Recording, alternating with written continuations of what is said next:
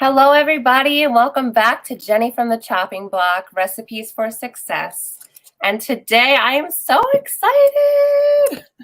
I have Richard Greene on the show. Hey, Richard, how are you tonight? Hey, Jennifer. Yay. So Richard and I actually met. He was a guest on one of the masterminds I was in. And then from that, Richard taught us a class on how to speak for a TED Talk. So I thought he would be a great person to have on because he's accomplished so much in his life. He's such an inspiration, just a heart-centered person that I think would really, help lift us up and share some of what makes him amazing.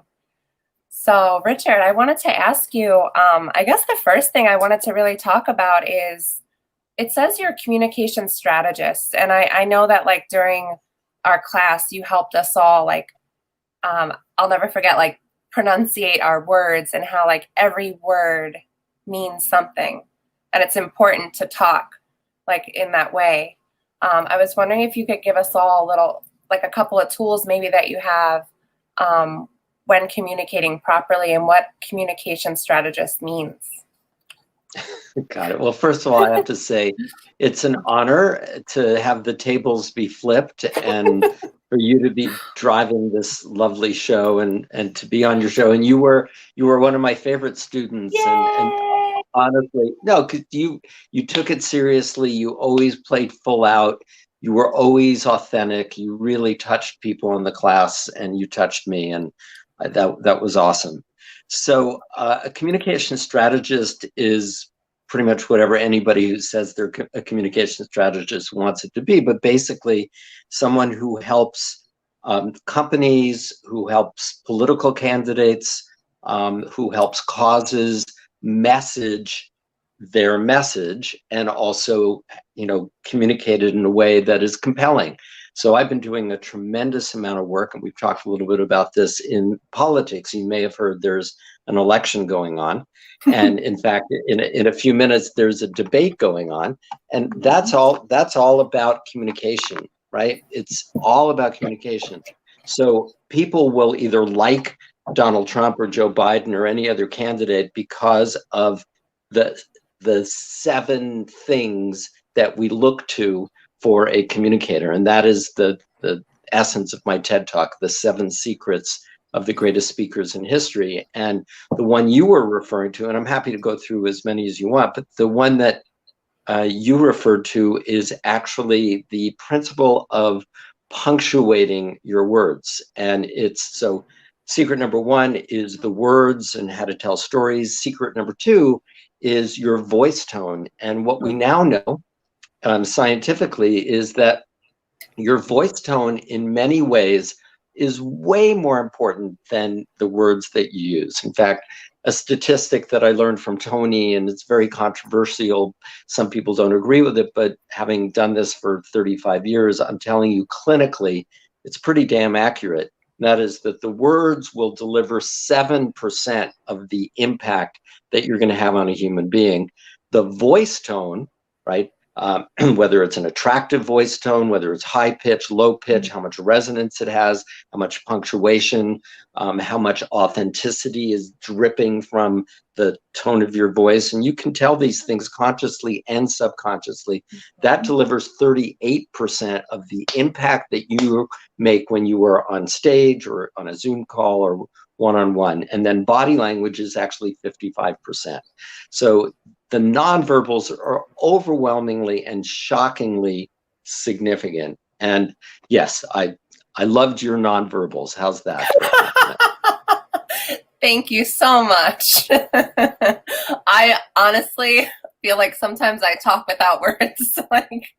I can't help it. I'm very, I don't know why. I don't know. Well, no, the thing, listen, if you took every single thing, if you said, Richard, okay, you've worked in 53 countries around the world, you've coached presidents and prime ministers and celebrities and royalty and all of that. What is the one thing? If you can condense all of your experience into one thing, I can give you one word. What is it? Should we I'm dying. should we take a break now? You know, you put in a little commercial so people will come back afterwards. No, the one word, and it's incredibly important for politics as well.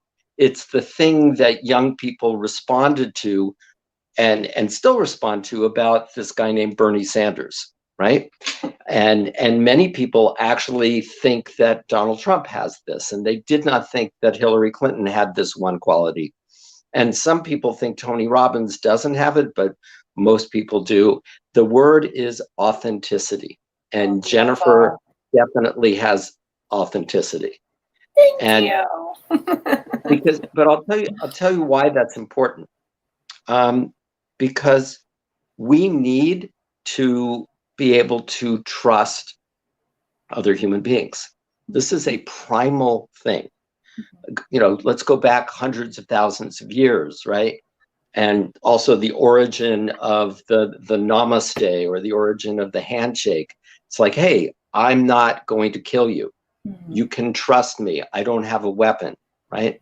So that first chakra experience of fear, that lowest level of the Maslow's hierarchy of needs, you know, safety and security, that is actually something that's communicated between human beings through every single aspect of those three things that we talked about, through your words, but mainly through your voice tone and through your body language. And if you have someone, for example, who's folding their arms and goes, yeah, I'm very excited about this, right? You know that discordance between their words and their voice tone and body language indicates that they're not being authentic. But authenticity goes even deeper. It's this incredibly tangible, because we can feel it, we can taste it, intangible. And it's like, wow, I trust that person. I feel connected to that person. That person's not full of shit, right? I can let down my guard. I can learn from them. I can follow them. I can allow myself to be excited by them. I can fall in love with them. And so that very basic quality of authenticity is the key. So I would rather have, so we have these 7 things that people do to be great public speakers and communicators. I would rather they do none of them, but be authentic. I'd rather someone be authentically horrible than inauthentically great. That's amazing. And I'm with you. I think that's the biggest piece to the puzzle, right? And you said, you mentioned the word heartfelt or heart-centered, and that's where it comes from, right? I mean, it comes from, are you communicating from your heart? Are you communicating from your dharma? In other words, why are you here, right? And if you're in touch with why you're on the planet, which is where you bring in a spiritual dimension, then that is a level of authenticity that is even greater than you can imagine, because you're not only being authentic to what you believe in the moment, you're being authentic to who you are eternally. It's so interesting you say that. Like, I feel that sometimes, like, you know, when I feel a certain, like, if I really feel something that I'm going to say or post, say, like, and I know it's something like bigger than me, like I'm just like a vessel, say, or it's my higher self or whatever it is. It's like, you know, it's just like, it's a different feeling when you bring that message and you say that message, because, you know, it's bigger than, you know, just your thoughts. It's coming from like your soul, you know? Well, it's interesting. I mean, you can either power yourself or you can be powered in alignment with the universe. And the example that I love to give is surfing, right? There is no way for you to be a surfer if you try to do it all by yourself. The key to being a great surfer is you have a little bit of knowledge, you know how to do certain things, a little bit of effort, you paddle to the right place, you see the wave and you paddle. But then once you get up on the board and you have connected to the universe, that universal energy that is represented in the form of this small or medium or huge wave, right? Then you let go, right? Then the universe carries you. And that's what happens when you see a basketball player, you know, like LeBron James or whatever, who's in the zone. They're just, you know, locked in. They are no longer LeBron James or whoever, right? They are a vessel, a vehicle that is this intermediary between the physical earth and their feet on the ground and that flow of universal energy, right?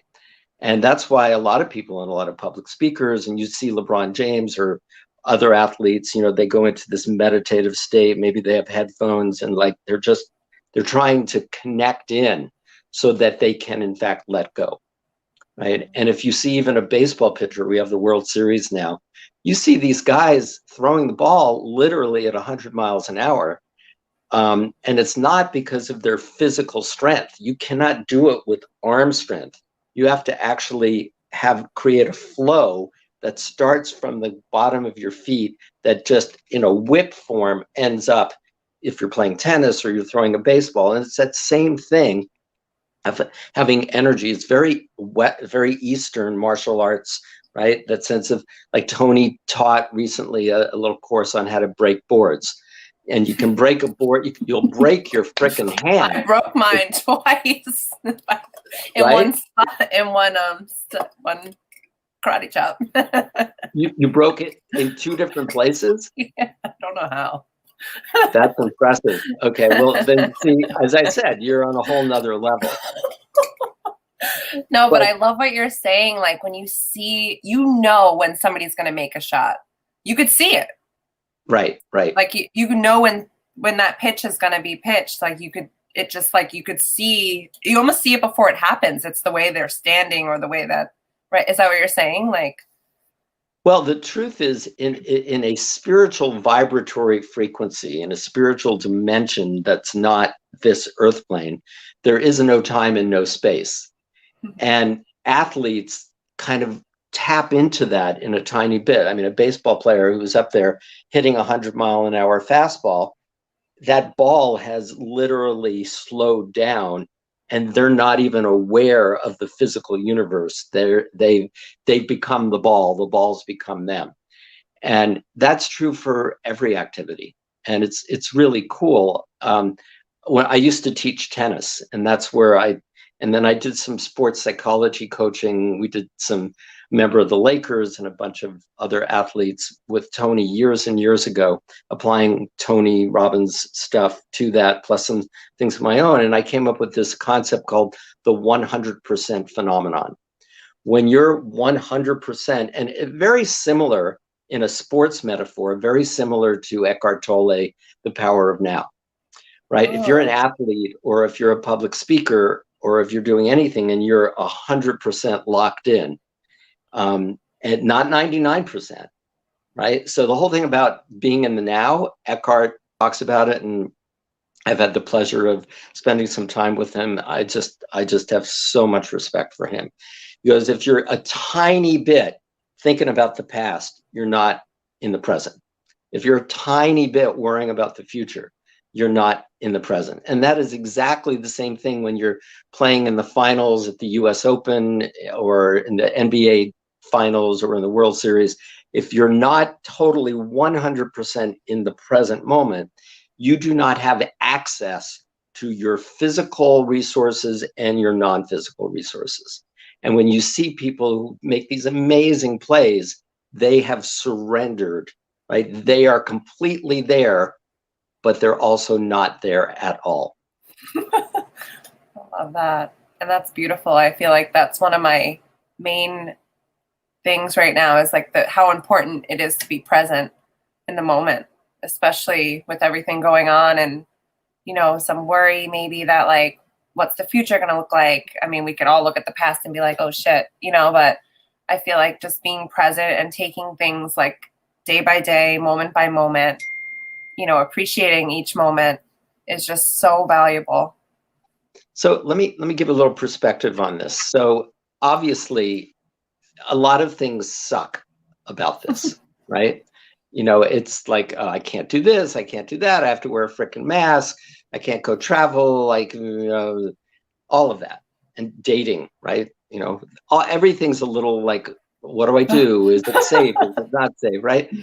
And then a lot of people have lost their jobs. I've certainly got hit. I mean, I haven't been on an airplane since February.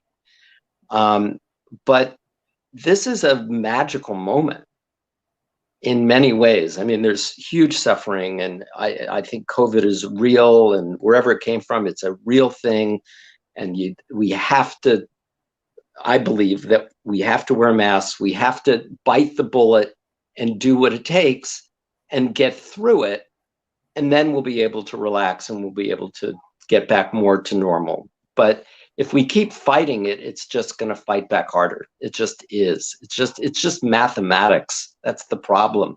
This thing exponentially replicates, right? It's not a linear thing. It's exponential. And that's why everybody, you know, there's a big discussion about, oh, my governor, Gavin Newsom, people go, oh, he's being this monster. He's this terrible person because, you know, he's saying you can't sing, you know, during your Christmas celebrations. Well, there's a reason for that. When you sing, you actually spit more virus than when you're talking, right? And so people say, oh, he's taking away my freedom. It's like, at some point we have to say, okay, we're grown-ups, we're adults, we're going to get through this. This is a unique experience, hasn't happened for 100 years. Let's put on our big boy pants. Let's grow up. Let's focus. Let's really care deeply about people who are vulnerable, who are still dying every day.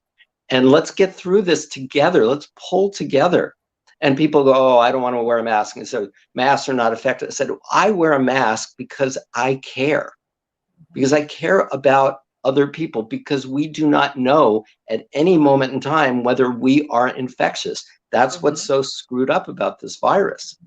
You could have just tested, right, 20 minutes ago, but then you just contracted it, and now you're infectious. You don't know. So that was all a point of saying this is a special time of showing incredible courtesy, incredible respect, incredible compassion, right, for people who are immunocompromised, or they're older, or they're just scared, or they are trapped in their houses, right? But the other thing is, just instead of I think it exposes this kind of the essence of what Eckhart Tolle talks about and what so many other spiritual people talk about. It's like you can wish all fucking day long that things were different. You know, I wish the weather were better. I wish the economy were better. I wish I still had my job. I wish there wasn't this stupid COVID thing, right? You can do that, but just, it's a training. It's a spiritual training. It's like, okay, you can either accept what is, right? What is present, what is, or not. So what is we're in this situation. And it's like a meditation, right? So I remember when I was in India and I was in some places that were very noisy, and there were people, we were meditating, and some ashram. And there was someone who said, this is the best place to meditate. And I'm going, what do you mean? It's so noisy. There's trucks and there's planes and there's all this people crying and laughing and screaming and shouting. And I said, I want a spiritual experience. I'm in India. I want a spiritual experience, and I want to have the perfect, quiet, Zen external reality so that I can go deeper. And they go, no, this is what is. The training, the practice is for you to take that and with that incredible resistance to still be able to develop your ability to connect to yourself and to go into meditation. Go even deeper. So the great analogy is the question of going to the gym, right? So if everything's perfect and you go to the gym, if everything's perfect, it's like lifting 3-pound weights. And that's like easy and that's fun, and you can do that all day long. But you're never going to get strong. So COVID is now no longer a 3-pound weight. We're all dealing with at least 15 or 20-pound weights. And some of us are dealing with 50-pound weights or 100-pound weights. And if you know, no pain, no gain, I don't agree with that statement. But if you embrace it and you say, okay, yeah, there's lots of noise here, but I'm going to be able to now go deeper to meditate, to reach that place of connection to myself. I'm going to now focus even more on being in the present and not blame what happened in the past. Oh, we should have done this, and why didn't we handle this that way, or what's going to happen in the future, but to be present. I know that's a long story, and we've gone from surfing to meditating to playing baseball. That's how we do. But there you go. Okay. And yes, your voice tone is great. Thank you. So I wanted to talk to you more about your TED Talk and just like how that experience was for you. I mean, it's one of my favorites I've ever seen. And I know that your mom also had one, and it's just my mom's is so much better than mine. Hers is yeah, no. Hers is it's never too, her name is Eileen Greene with an E on the end. It's never too late, and then until it is. So good.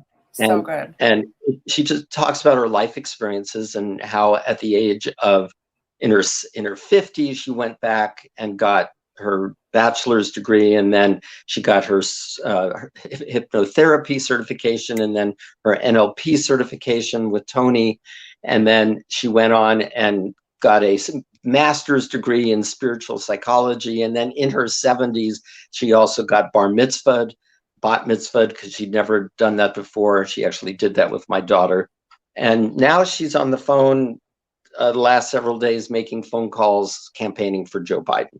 So at the age of 91. Such a rock star.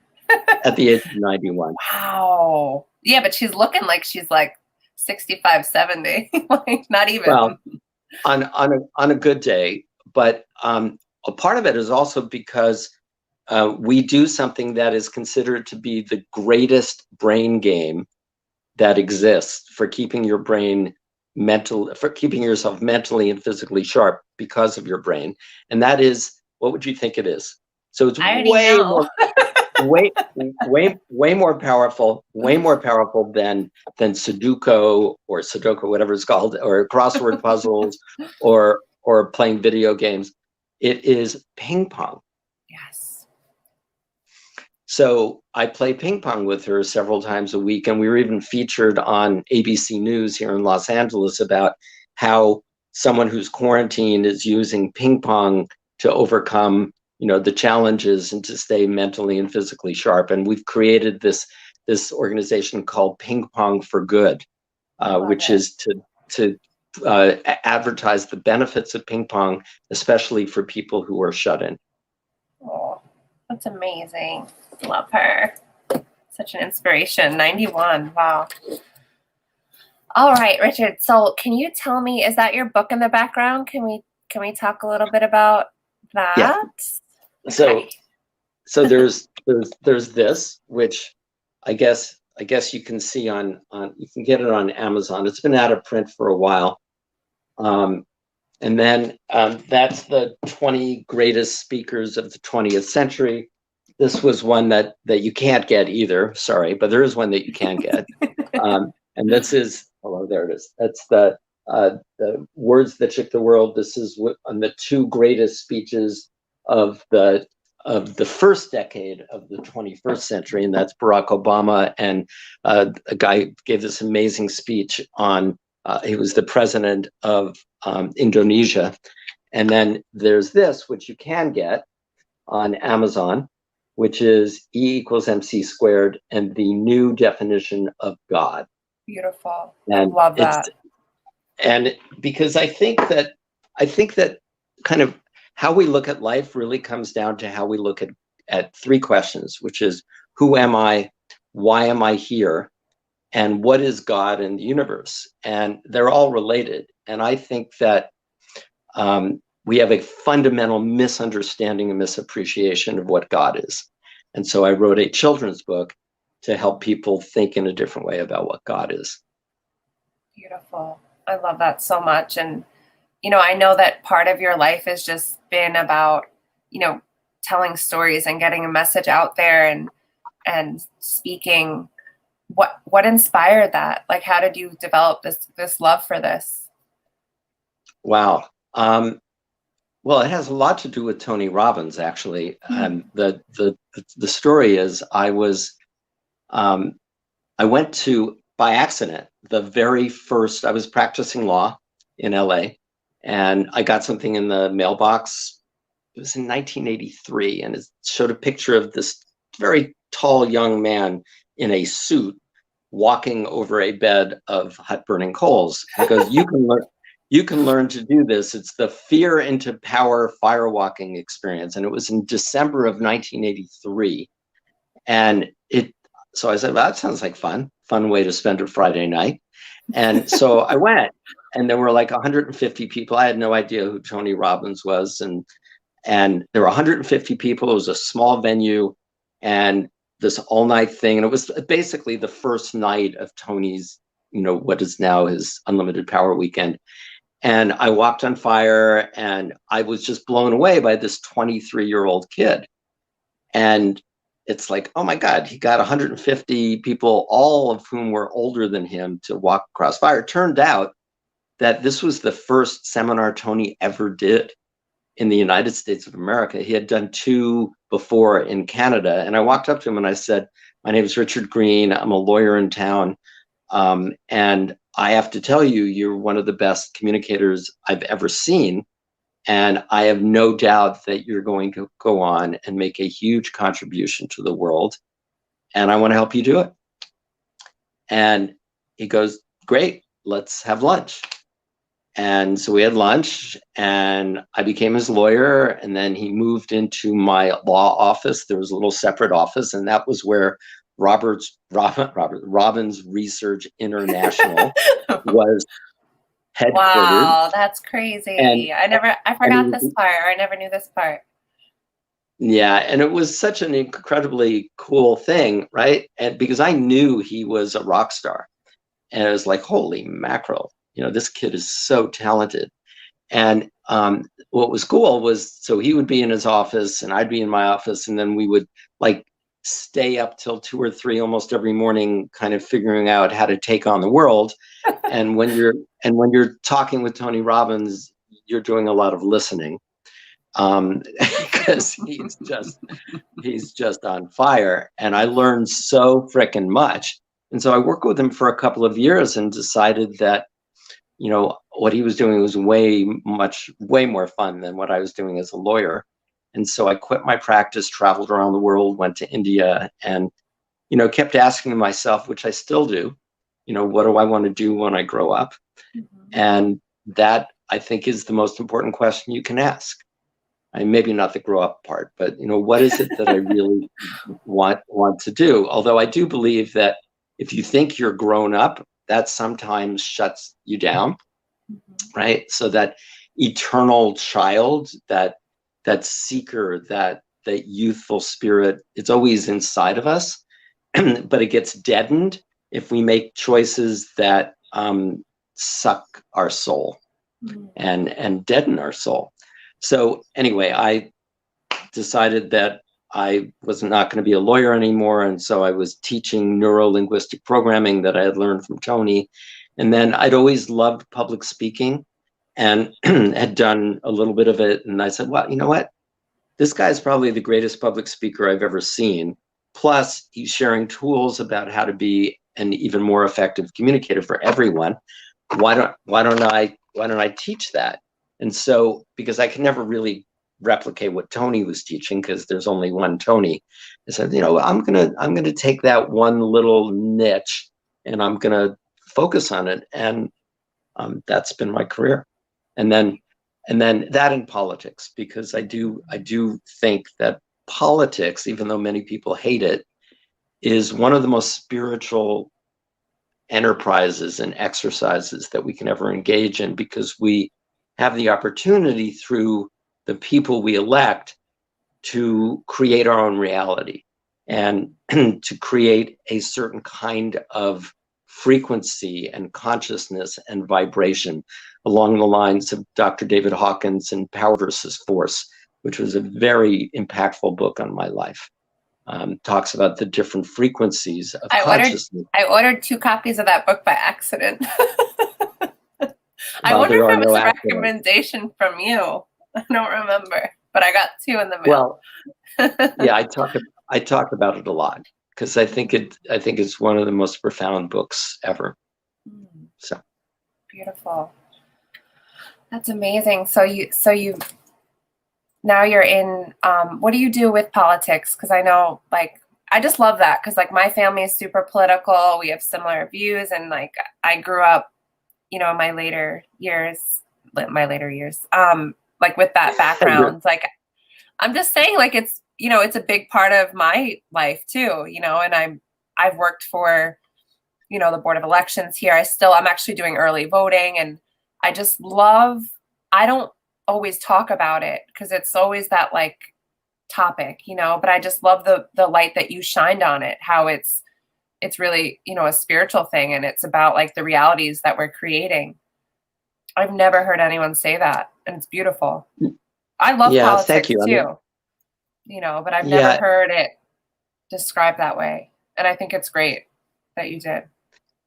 yeah, I've given a few speeches on spirituality and politics, like at these festivals like Bhakti Fest and Shakti Fest out here in Southern California.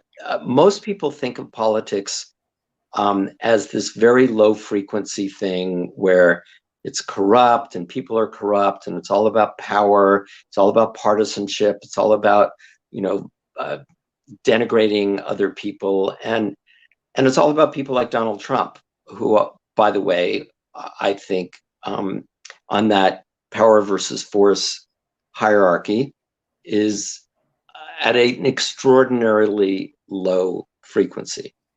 That's why I think we see a resurgence of hate groups and so much division and so much lying and so much corruption, because that's his vibe. It just is. No judgment on it. It's just not the vibe that I want from a leader.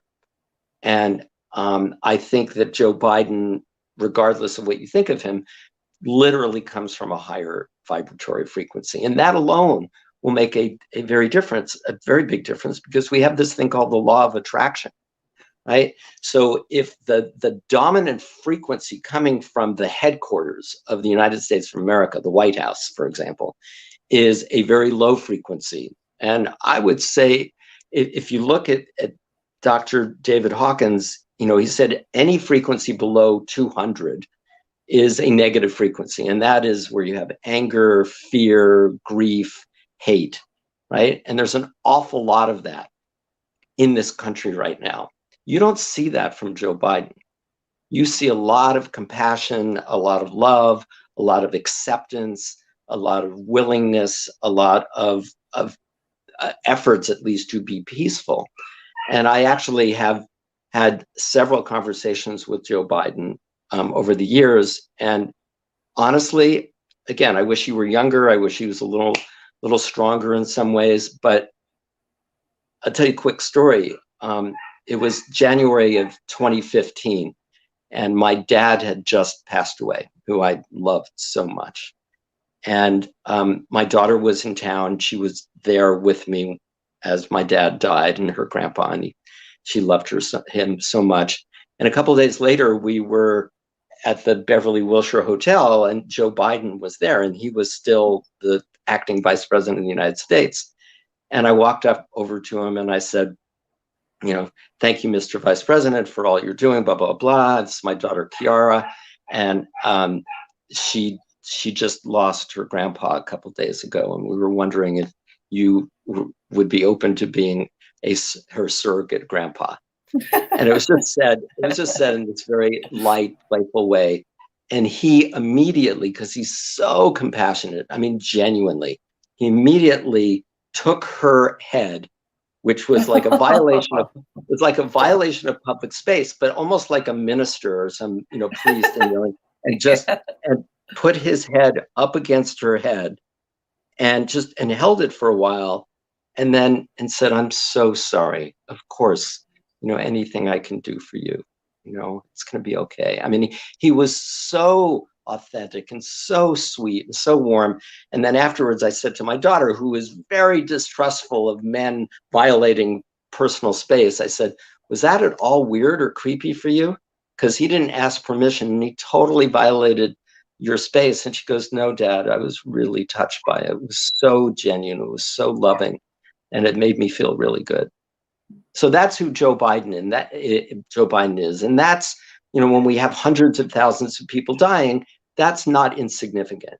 Beautiful. But the bigger thing beyond these two people is, let's talk about the policies. So, let's get away from parties. So I wrote a piece in Medium. It says, Beyond Don and Joe, right? Beyond Don and Joe. Let's Love that vote. title. Let's vote for Bill. So Okay. vote for Bill. So who is Bill? Who is Bill?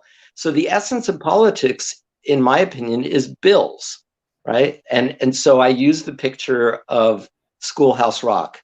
I'm just a bill on Capitol Hill, and all I want to do is become a law, right? We all know the Schoolhouse Rock. So I made a list of 12 pieces of legislation that I think are the most important things we should be focusing on in this country at this time on this election. So, forget Don and Joe, vote for Bill.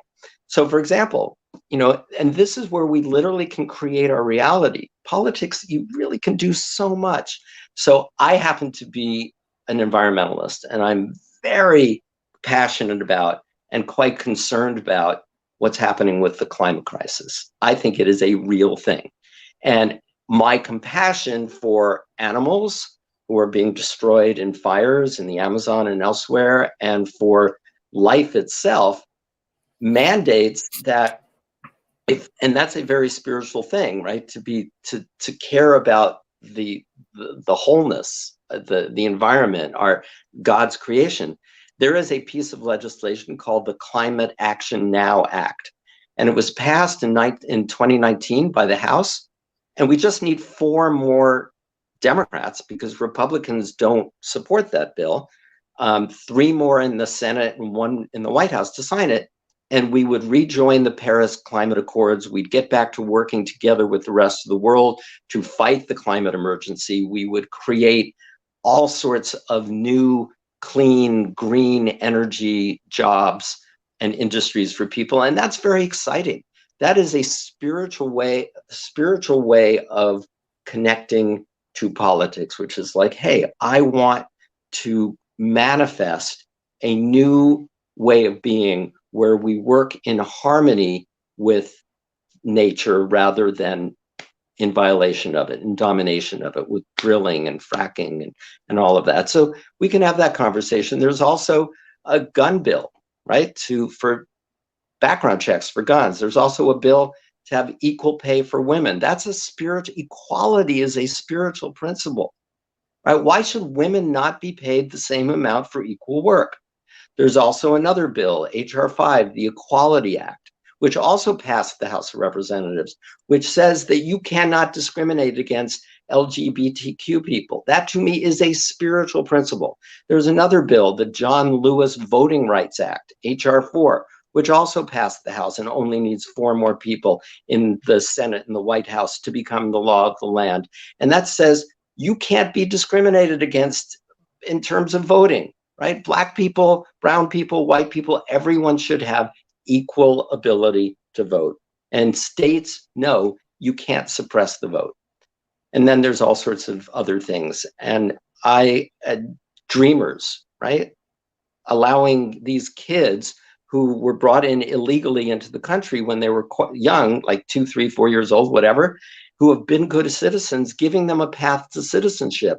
Why not? A lot of them are doctors and nurses and firefighters and policemen. Why shouldn't they be able to be citizens, right? So that's just basic human equality. And to me, equality and compassion, caring about the planet, those are spiritual principles that literally are on the ballot. And that's what politics is about. It's about choosing the kind of reality that you want in a macro, in addition to taking care of your own individual spiritual connection. I love that. I've never heard it that way, but it made me really happy to hear it that way. Thank you. So everyone, if you haven't registered, register and vote. And please take a look at my articles on Medium. Put Richard Greene, Medium. I'll post them in the caption, okay, so it's easier for people to access. Oh my goodness. So I want to ask you, I forget. You said we're a radio host. Are you still a radio host? No, I hosted a radio show called Hollywood Clout, and I had a whole bunch of celebrities. I had like Sting and Dave Grohl and Adam Levine and Sally Field and all these very cool people coming on talking about their political environmental interests. And I followed someone named Rachel Maddow, who some people know about, on this network called Air America, and it was a national show. But Air America and the network went out of business in 2010. But I've been doing some Facebook Live stuff and whatever. But I want to get back to doing, more, radio, podcasts, whatever. So cool. So, do you have any advice for those of us out there that are just starting out? Some cool tips that you picked up along the way? Some really like maybe a good story or something fun that happened? Yeah, so many stories. But I think the essence of doing good radio or good media is to not be a performer, which is the same thing. That's secret number 5, by the way, in my 7 secrets of public speaking. Don't do a performance. Don't do a presentation. Just have a conversation. And if you look at the great radio people or the great media people, even interviewers, on major television networks, they're having a conversation. They're not preaching. They're not doing a performance. They haven't memorized stuff. They're being, again, to that word we were using before, they're being authentic. And so just be real. And somebody gave me some advice, which was really interesting. It said, you're not talking to them. You're talking, you're talking individually to each person. So instead of, hey, you all, it would be like, so okay, what I want to tell you about. No, I'm not. I remember this now. I remember this now. Right, because that individual human connection is the most powerful way that human beings communicate. And then the other thing in terms of content, I think whether it's a TED Talk that you're going to give or a radio show or a podcast that you're going to host, I think the most important thing is to understand your incredible universal uniqueness, meaning we are all snowflakes, right? We are all unique DNA. We all have completely unique fingerprints, souls, and fingerprints, right? Exactly.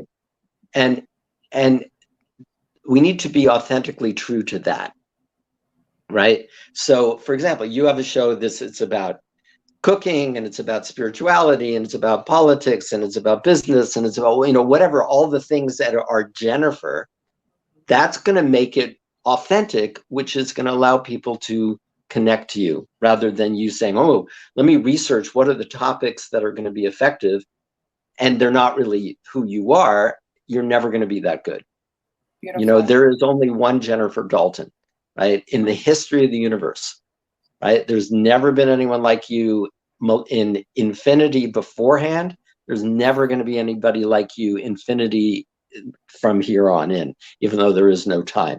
You are a unique, once in a universe, non-recurring thing. And so your mission, whether you're doing a radio show or a podcast or a TED Talk or whatever, your mission is to be who you are. So whatever you think is so frickin' cool. I mean, I literally, when I would do my show, I would not recommend this for people, especially if they're beginning. I would literally, my show would be from 6 to 8 LA time, Monday through Friday. And literally it would be 5:59 and a half, oftentimes. And I wouldn't have any, and it was a live show. And I wouldn't have any idea what I was talking about. What I was going to do. I do that. Sometimes I would have guests, I'd have, booked, every 15 minutes or 30 minutes, I'd have one guest after another, and it would be that. Other times it'd be like, it's 30 seconds to airtime. What am I going to talk about on your show? Yeah. And throwing myself into the deep end like that. It's like, okay, I'm on the diving board, ready, it's 6 o'clock, it's Hollywood Clout. And boom, and it's like, once I hit the water, it's like, oh my God, I have to tell you about this thing I just heard on the radio. And then I would go and I would do, and it would just pour out of me this 5, 10, 20, sometimes 30-minute monologue. And I said, what do you think? Give me a call. You know, and then someone would call and said, I think you're full of shit. I said, okay, cool. Let's talk about that.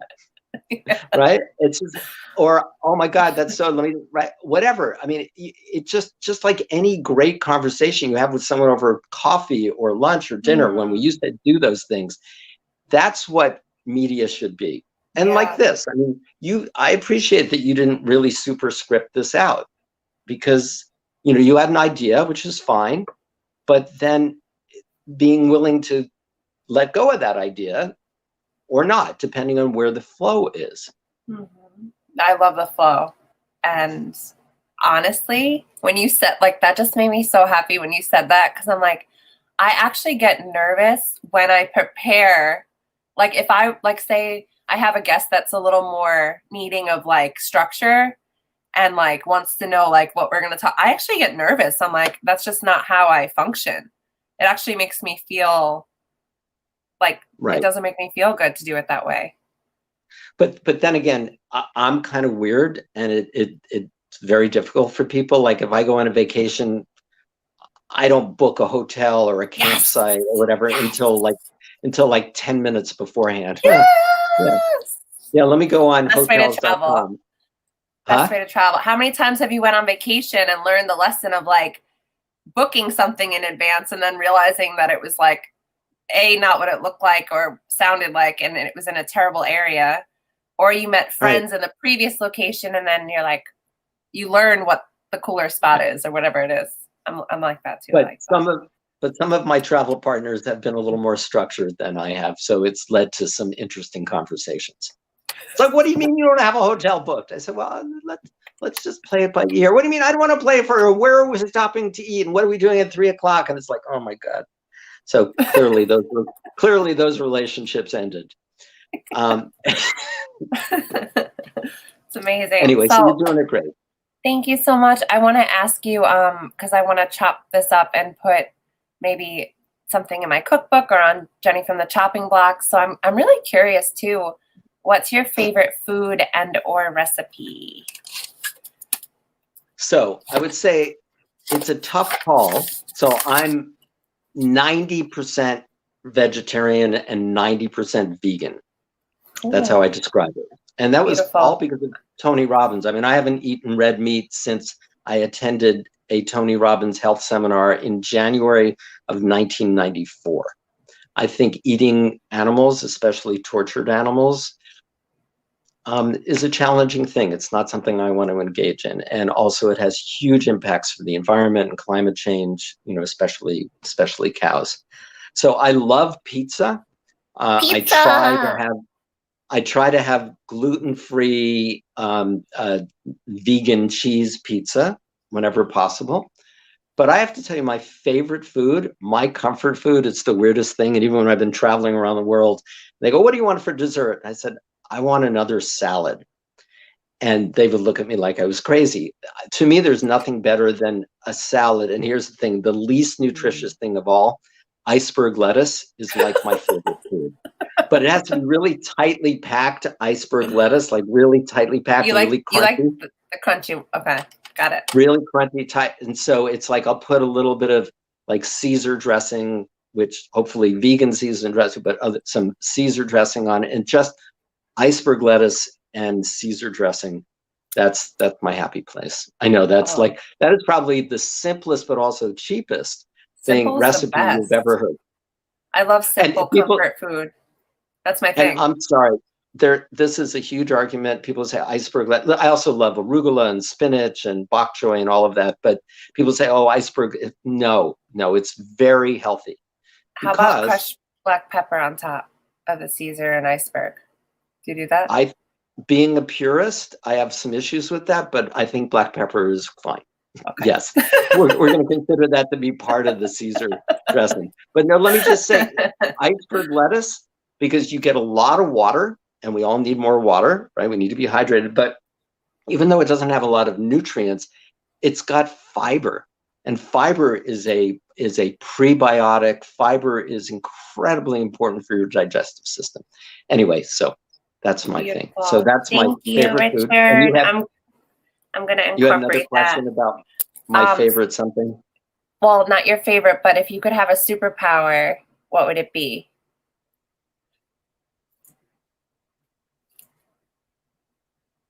Wow. I think we all have superpowers. And I think, because I honestly, coming back to my little book of Albert Einstein, E = MC squared, and the new definition of God, I think we're all God. I think to think that we don't have superpowers, to think that we are not superstars, we are literally stars. You know that, right? Our physical body literally is from an exploded star, is a mistake. But right now, given that we're just 2 weeks before an election, I would say my superpower would be to be able to have all the people that I support, i.e. Joe Biden and Democrats running for the Senate and the House and for state legislatures, to be elected so that we can bring in a different vibratory frequency into our national conversation and our national life and our national family. Beautiful. So that would be my wish. Thank you, Jennifer. You're lovely. Thank happy you. to do this again. I'm so happy you brought back so many good memories. And you were such a good time my in your favorite class. student. Yay! Yeah, don't tell anyone else. You were my favorite. They might see this. And it shows. It shows. And I'm happy to support anybody else who would like to be as incredible as Jennifer. Oh, thank you. And I just have one more thing. I know we have a few more. I know you want to watch the debate, but I just wanted to know if there's anything maybe that you worked through during this time that would maybe help inspire the audience. If there's anything else on your heart that you wanted to share. Anything that I've worked through? What do you mean by that? Like it's something that you maybe found challenging during this time, but you've worked through it.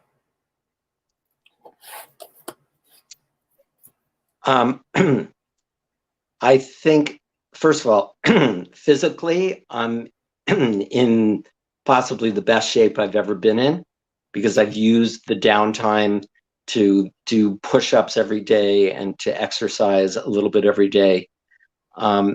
But I think that, and to catch up with people, right? We have more time, right? And to reconnect with people. You know, I'm having dinner with someone tomorrow that I haven't seen in a long time. I mean, you know, socially distanced, whatever. I think this is a window. This is not going to last forever, but it's a window for us to put in the clutch, go into neutral a little bit, and then be able to consciously choose whether we want to go in first, second, third, fourth, or fifth gear.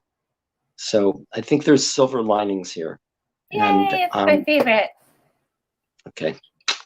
And thank you. Love you. Lovely. Thank you. Take care. Thank you, Jennifer. Let's give a big hand for Jennifer. Woo, Richard! My favorite student. Bye, Jen.